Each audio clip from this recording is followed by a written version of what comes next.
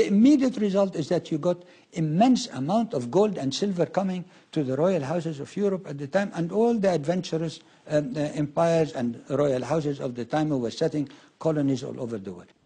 And science always follows the money.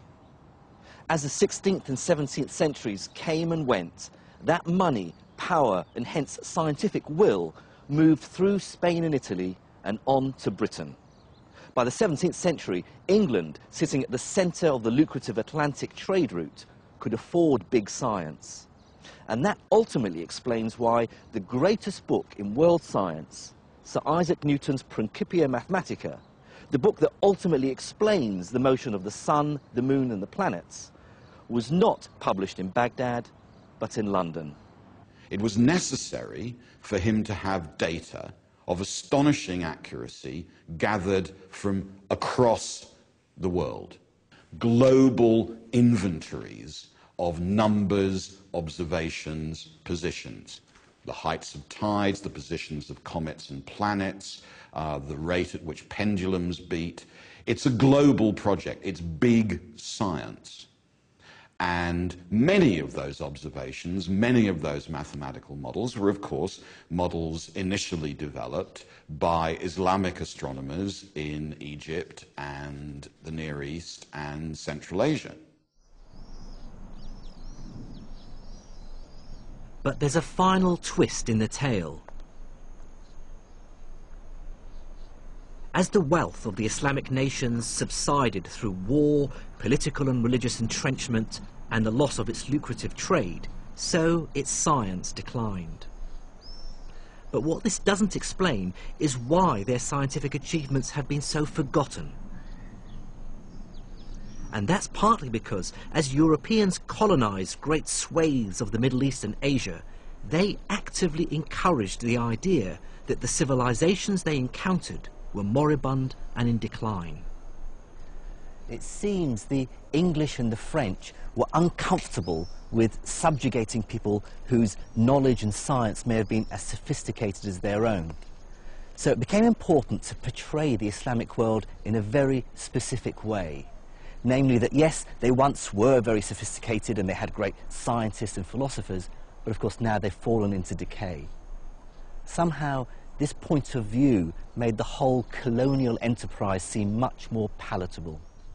One of the most fascinating developments, I think, in the history of the encounter between Western Europeans and other cultures is a kind of shift which has got fundamental and terrible consequences amongst Western Europeans when they start to reflect on why they are superior. It doesn't often cross Western Europeans' minds that they might not be superior to everybody else. For a very long time, after all, Western Europeans in general, the British for example, supposed that their superiority lay in their religion. But then I think around the 1700s we begin to see a shift. And the shift is from claiming that the reason for European superiority is its religion to the reason for European superiority is its science and technology. Eventually it ends up with the famous phrase, we have the Gatling gun and they do not. Europeans in that period were quite prepared to acknowledge that in ancient times, Islam, for example, had achieved great things in the sciences, but they weren't doing so now.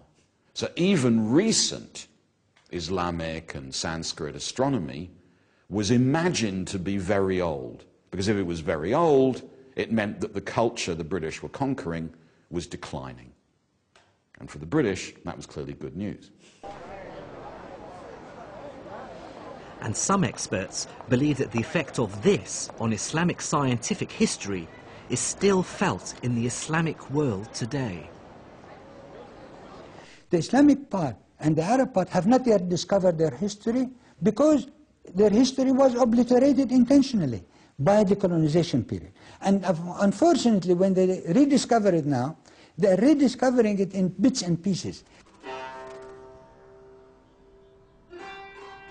So today, for many different reasons, the great observatories of the medieval Islamic world are ruined husks.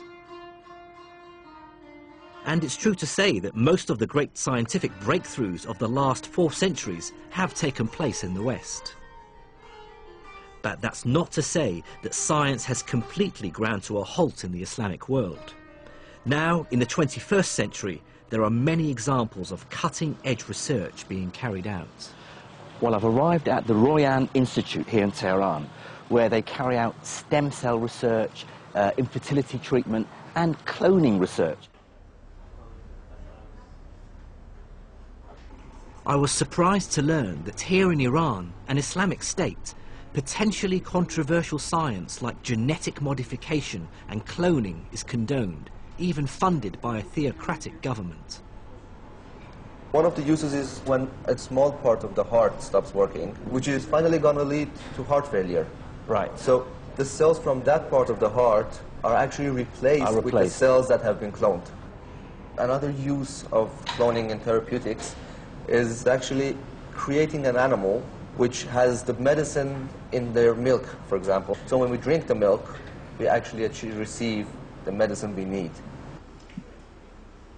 Considering genetic research has many vociferous opponents in Christian communities, I was intrigued to see that here in Tehran they have their own in-house imam to offer support and advice on this sometimes quite controversial research.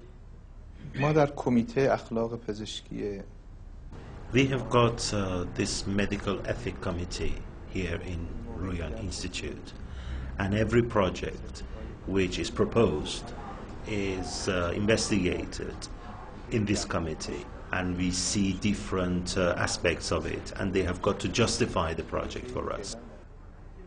I'm not enough of an expert in genetics to truly assess the quality of the work here, but one thing I can say is how at home I felt.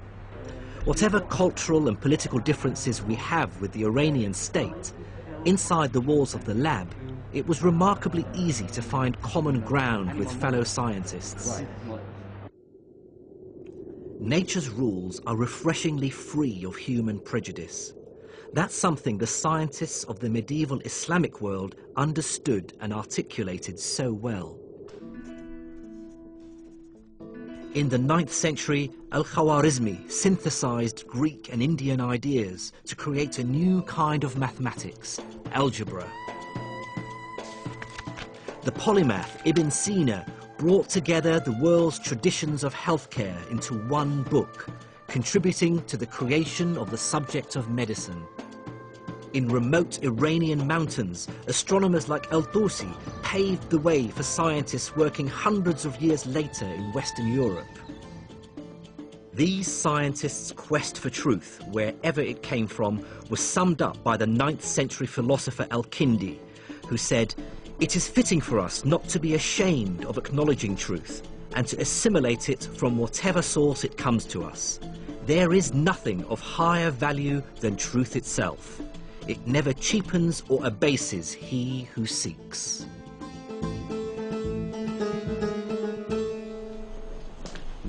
One moral emerges from this epic tale of the rise and fall of science in the Islamic world between the 9th and 15th centuries.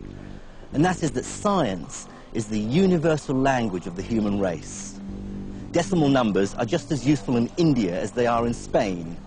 Star charts drawn up in Iran speak volumes to astronomers in Northern Europe. And Newton's Principia is just as true in Arabic as it is in Latin or English. What medieval Islamic scientists realized and articulated so brilliantly is that science is the common language of the human race. Man-made laws may vary from place to place, but nature's laws are true for all of us.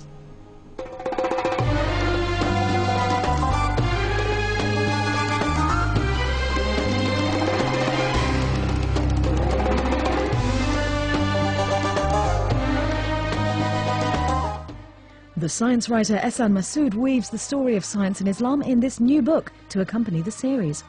Next tonight, Jerry Robinson meets another moneymaker.